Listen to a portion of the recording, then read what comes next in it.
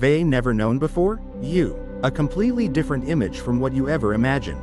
A mysterious letter from Governor Pontius Pilate to Emperor Tiberius revealed shocking details about Jesus, things even the Gospels dared not mention. In the letter, Pilate not only recounts the wondrous miracles of the Lord but also describes the trial and the moment he was crucified on the cross. And even the mysterious revival of that day, there was something hidden in the letter that the world never knew. What did Pilate write to the emperor about the resurrection of the Son of God and the true nature of that day? Let's lift the veil of mystery to uncover a truth that could shake the world. Pilate began his letter to Roman Emperor Tiberius Caesar with respectful greetings. Your Majesty, the recent events in my circumstances have left me utterly astounded. I feel the need to present everything in a detailed and thorough manner. I believe these things could influence the fate of our empire in the future. Like all the gods suddenly turned their backs on us. One could almost say that the day I replaced Phallus and took over Judea was a fateful and utterly ill-omened day. From that moment on, my life drowned in sorrow and deceit. Pilate went on to recount the difficulties he encountered upon arriving in Jerusalem. Upon arriving in Jerusalem, I threw a lavish feast right at the deputy governor's residence, and invite an official from Gackel along with the priests and their subordinate officers. But when the appointed time came, no one showed up. I consider this an act of disrespect toward my authority as well as the Roman government. Though Pilate accepted the priest's explanation, but their religion forbids them from dining with the Romans, he could still detect the insincerity in their behavior. I advise the people of Rome to be wary of the priests in this region. They are willing to betray even their own mother just to seize power and wealth. Pilate continues to describe the difficulties in managing the people of Jerusalem. Among all the cities we have conquered, Jerusalem is the most challenging land to govern, as its people are renowned for their indomitable spirit, to the point where I constantly live in fear of a rebellion. He also expressed concern over the city's shortage of troops for defense, and the long-term impacts on the Roman institutions. Yet, amidst all those countless difficulties, there was something special that Pilate couldn't help but be drawn to. He heard the story of a young man from Galilee. He had just awakened to a new doctrine, proclaiming himself the messenger of a deity sent on a mission. Pilate initially feared that this person might incite the people to rise up against Rome. But soon enough, I realized the truth was not like that. Pilate describes Jesus as a figure exuding an air of respectability, with a calm tone and wisdom far surpassing any philosopher he had ever met. It was this very wisdom that led Pilate to decide not to arrest or exile Jesus, even though you have full authority to do so. In the letter, Pilate also mentioned the powerful teachings of Jesus. Jesus said to the Pharisees and the priests, "You are like whitewashed tombs, beautiful on the outside but filled inside with decay and death." These teachings enraged the religious authorities, who repeatedly filed accusations against Jesus with the governor's office. At some point, Pilate resolved to meet Jesus face to face. He recounted the moment Jesus entered the governor's palace, an official of Spanish and Roman descent. "I am not easily shaken or frightened. However, when Jesus appeared, I stood on the balcony and felt as though my feet were glued to the marble floor. My entire body burned as if I carried a heavy burden of sin." Jesus remained calm and serene, as if he carried within him absolute purity. For 3 whole years, Pilate allowed Jesus to freely express everything he wanted to say. But he also warned that this very freedom made Jesus a target of many hostile forces. Pilate used Socrates as an illustrative example. He too had once been persecuted by his enemies for his teachings. He advised Jesus to be more careful with his words, as his enemies could easily stir up the crowd against him. However, Jesus calmly responded with the authority of the ruler of the world. "Your words do not come from true wisdom. Try telling Mount Tabor to stop in the middle of the valley. It will reply that it merely follows the laws of nature and the will of heaven.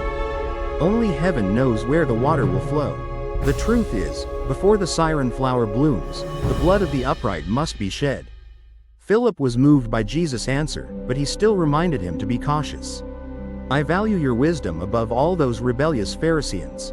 They were so obsessed with chasing power that they failed to cherish freedom, the gift Rome had given them." Pilate promised to protect Jesus, but he shook his head and refused, saying that when that time comes, mankind will have no place to hide except in heaven.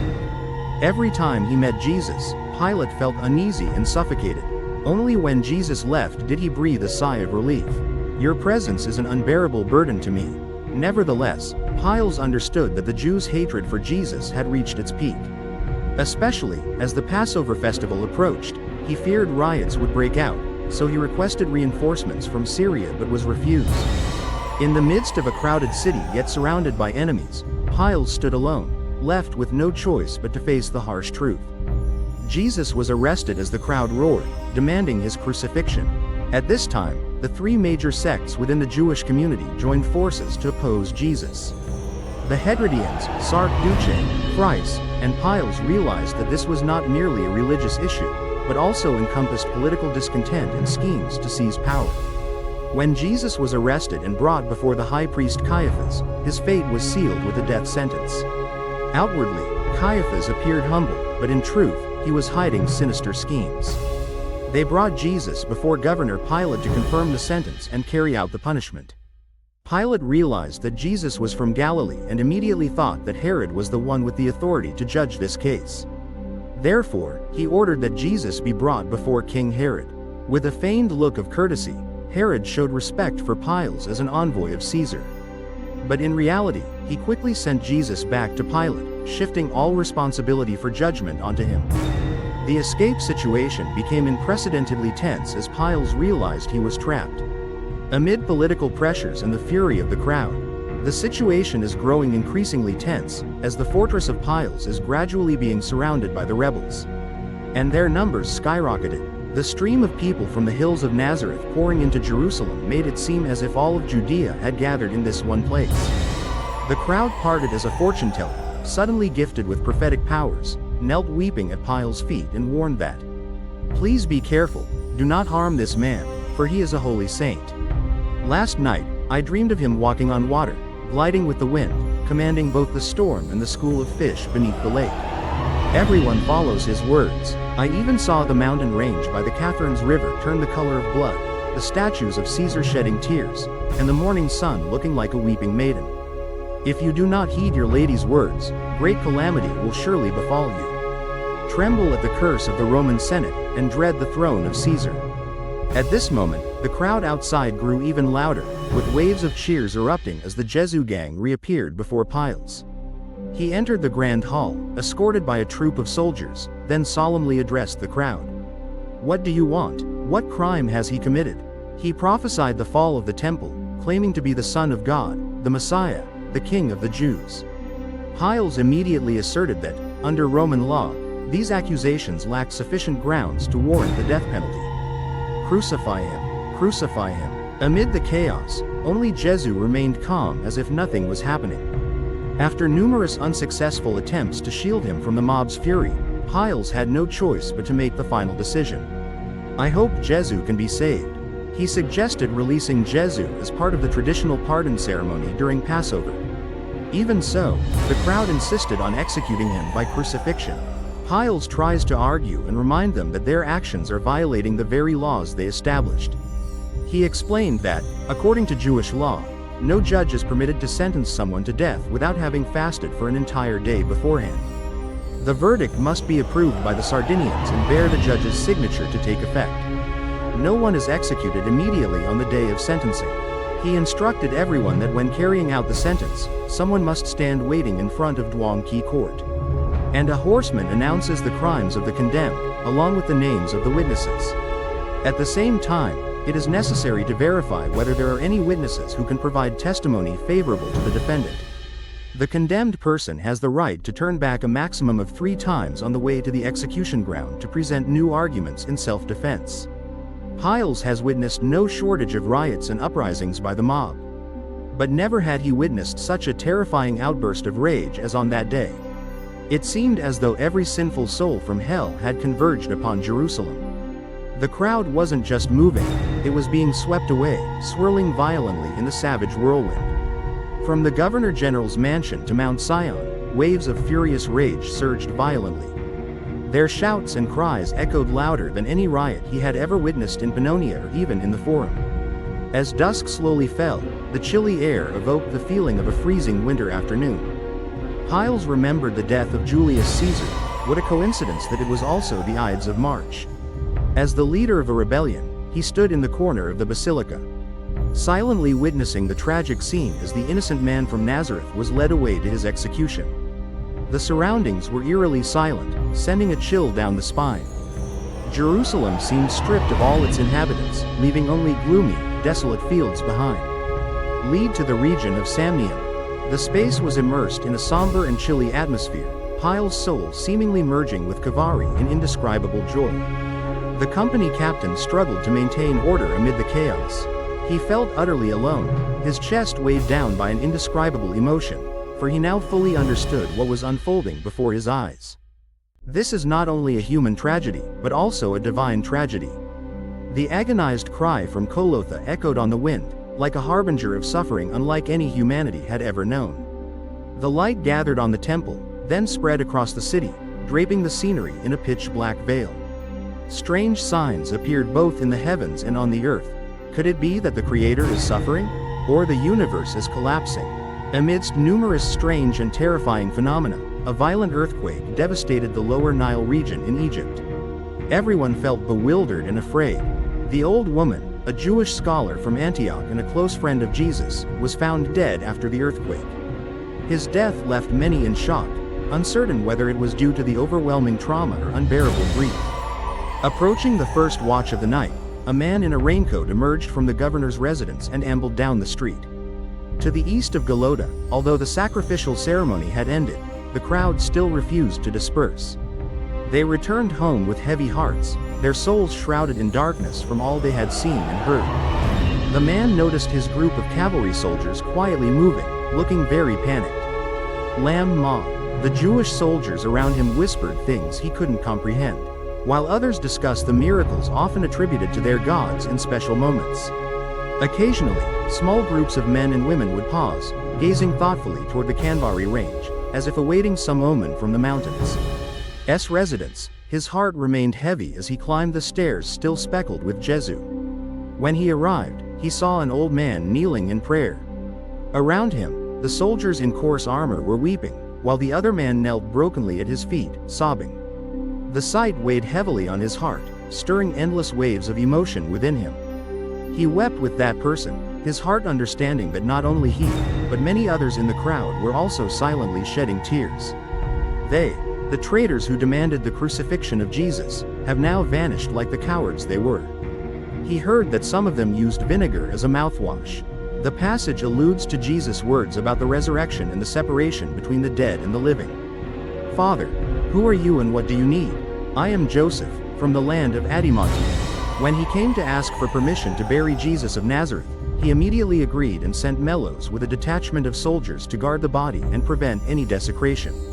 A few days later, when the tomb was found empty, the disciples began to proclaim that Jesus had risen, just as he had foretold. This is even more painful than his death. He wasn't sure what had happened, but he proceeded to investigate carefully. If necessary, you may let the Father review this case and assess for himself whether he has made any mistakes as Herod accused. Joseph used his own tomb to bury Jesus, but it is unclear whether he knew of this plan beforehand or had any expectations regarding his resurrection. Upon hearing that the tomb had been violated, a surge of intense worry overwhelmed him. He immediately asked Marcus about the situation, and Marcus reported that he had assigned Lieutenant Ben Isam and 100 soldiers to guard the tomb. Idam recounted that around the fourth watch, a faint and ethereal golden light suddenly appeared over the grave. Body according to custom, but he couldn't. While he was still hesitating, the entire area suddenly lit up brightly. He saw what seemed like countless departed souls, dressed in white burial shrouds, appearing before him, all youthful and radiant with joy. When the melody of heaven, the most sublime sound he had ever heard, resonated through the air, he felt as though the very sky itself was singing praises to the Almighty. Suddenly, the ground shook violently. He felt his strength fading, his legs unable to stay steady as if the earth itself was swaying beneath his feet. Then everything plunged into darkness. He passed out, unaware of what happened next. Upon waking, he found himself lying face down on the ground. A sudden thought crossed his mind. Could that faint glow before his eyes be the sun rising on the eastern horizon? He replied that at first he thought so too, but when he got closer, it was still quite dark, and he remembered that the sun hadn't risen yet because it was still too early. He denied that the dizziness was from standing up too quickly and explained that he had stayed up all night. He said that if he dozed off while on duty, he could be executed. He said he had allowed some soldiers to rest and that a few were still asleep at the time. When asked how long the scene lasted, he replied that he wasn't certain but estimated it was nearly an hour until daylight completely took over. After regaining his composure, he no longer dared to approach the grave again, and as soon as more help arrived, the entire group returned to camp. He recounted that the priests interrogated him and forced him to confess that it was an earthquake, while also blaming the guards for falling asleep. They even offered to bribe him to claim that the disciples had come to steal the body of Jesus. He asserted that he himself did not see any disciples and only learned about the disappearance of the body when others recounted it to him. Finally, he was asked about the personal views of the priests he had conversed with. He shared that some people believed Jesus was not an ordinary man, but far more, that he was not merely the son of the Virgin Mary, as many mistakenly assume. They believe he is a figure who has appeared on earth many times, since the time of Abraham and Lot, and also appeared in various places throughout different periods. If this theory is correct, those conclusions are entirely reasonable because they align with what we already know about that man's life. Both friends and foes must admit that Jesus seems to possess the ability to control the natural elements. Like a skilled potter shaping clay, Jesus turned water into wine, healed the sick, raised the dead, and calmed the storm. And even creates images of fish holding coins in their mouths. If you truly did all those things as the Jews themselves witnessed, no wonder they hated you so much. Clearly, he was not accused of ordinary criminal acts, violations of the law, or directly causing harm to others. His work is known by thousands, from supporters to opponents. Pontius Pilate had originally described Jesus as an exceptionally striking figure, utterly unlike anyone else. He shared that Jesus had a well-proportioned figure and a serene face, yet exuded a charisma that made everyone turn to look. His face always exudes a gentle and serene demeanor, even in the most tense situations. And his eyes always exuded a sense of calm. Jesus looked upon everyone with eyes full of compassion, as though he understood them deeply and completely. The documents describe him as having soft, long hair that gently falls to his shoulders with a slight wave. With his light brown, almost golden hue, he stood out among the villagers. His eyes were perhaps the most captivating feature, likened to a fathomless abyss, both profoundly deep and unusually sharp. They often say their color shifts from light brown to blue depending on the viewing angle. Those eyes not only radiate wisdom and kindness, but also conceal a profound steadfastness. Like understanding the deepest corners of human life and soul. His skin was described as fair and smooth, as if he had spent much time under the sun, but still maintains a fresh and well-groomed appearance. His face exuded a harmonious, well-balanced beauty, with features that inspired trust and respect in those who beheld him. This is no ordinary face, but one that exudes authority while still putting others at ease, neither imposing nor threatening. Jesus had a full and well-groomed beard, which further enhanced the maturity and dignified appearance of his countenance. He dressed simply yet exuded an air of solemn dignity. His attire, though simple, was always neat and clean, typically consisting of an outer robe and an inner tunic. He wore no jewelry or elaborate accessories, embodying simplicity and a detachment from vain material pursuits. His outward appearance exudes humility and simplicity. With his striking presence, he didn't need to say a word to radiate peace and warm welcome. Pilate has made every effort to ensure the most accurate information is provided about these events. He hopes that through what he has shared, people can objectively assess his behavior.